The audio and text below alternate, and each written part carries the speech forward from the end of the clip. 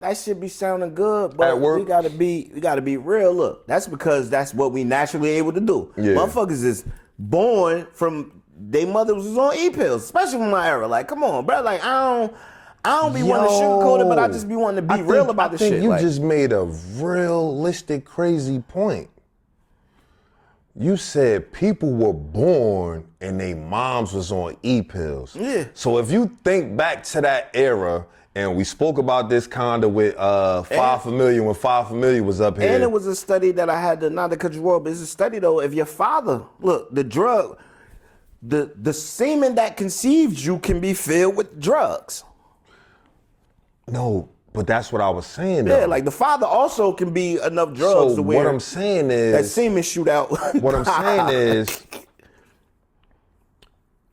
those eras would have been 2002, 2001. I think 98. Of the E. Yeah, They became popular about 2000, but I remember in 98, motherfuckers was already off the Dolphins. Yeah. Like it was just certain ones niggas knew about. By the time 98 came, it was just a variety of them. Yeah, you're right. You're right. But I think that doesn't change the point. The point that I was making was even if you look at 98 and we in 26 now. So that child would be 28 years old. Damn. So a 28-year-old right now could be moving around in society and we don't know why they may be tripping, why they may be, to speak to a prior episode, why they may be super emotional. Or why they like E still. Or whatever drug they like. Because that's passed down from generation to generation. We born in the crack era. They said it's crack babies who survive. They say it's a study if a crack baby take crack, he might be addicted because that's already laying dormant inside of him.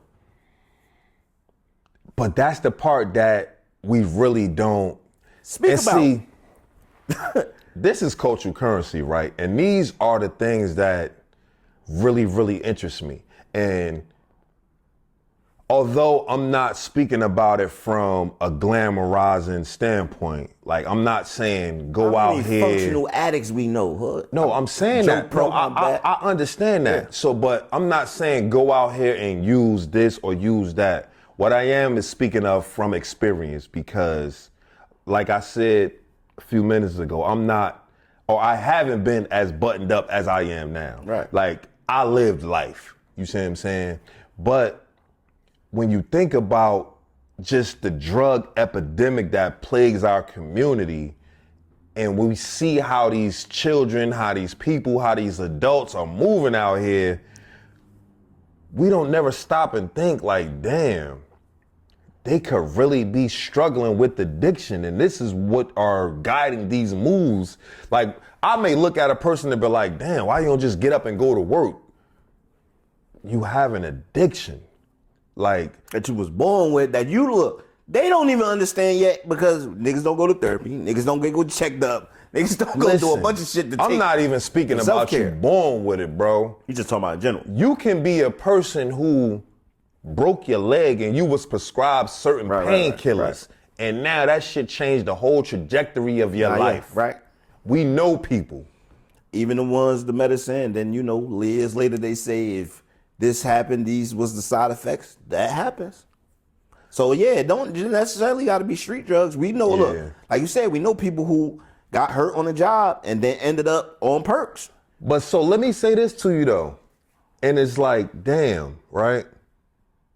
This is something that I kind of always thought about because us being 80s babies, right? I was born in 1980. You was born in what, 86? 84. Oh, 84. Okay. So me being a 80s baby, right? We saw what the coke and crack epidemic did to the people above us that was older than us. Right. And so my standpoint always was, well, damn, if we saw how these people were affected by these drugs, how can we, with that knowledge, then turn around and go mess with that same drug? Absolutely, 100% agree. But now it depends on the drug, right? Because me, just personally, I ain't doing no opiate. I ain't doing no crack cocaine. That's the era I'm from. They said in 88, that was the crack epidemic, right? And this is what people I say don't talk about. From 1980 to 8, right? When they proclaimed it a crack epidemic, who was raising Hood? Who was raising Joe? Who was raising me for them 4 years? Functional fucking addicts until they made it an epidemic. And I ain't just talking about maybe the one person you know. I'm talking about it's somebody who was helping out the family In that who were community. using Yeah. that we know now as adults that we love. They took care of us. Look, I got a cousin who took care of me. I called her mom because look, my father, they at work. So we need somebody who up all day, gonna be up with the baby, running around. I didn't know it was coke that was making her play all these games. Damn. I just felt the love. So this is what I'm talking about, the difference of being functional addicts too. I grew up around functional addicts. They going to work, they still got canned love, but they dealing with some type of turmoil that they going through. And for the record, right, I'm not looking at someone, with my nose up at a person or saying this, that, and the third because, like I said, I have a story, man. I've been through some shit, man. I got people that I probably went to school with that don't know that I was out here running as hard as I was running and maybe like doing some of the shit that I was doing. You see what I'm saying? I guarantee you got people who like that. Yeah, and so... look, that's because, we didn't... the morals that we have as people, right? And that's where we talk about how we really mesh, kinda. We wasn't on the hood doing dumb shit. We was trying to get money. But you couldn't come just take our shit or fuck with us either. Yo.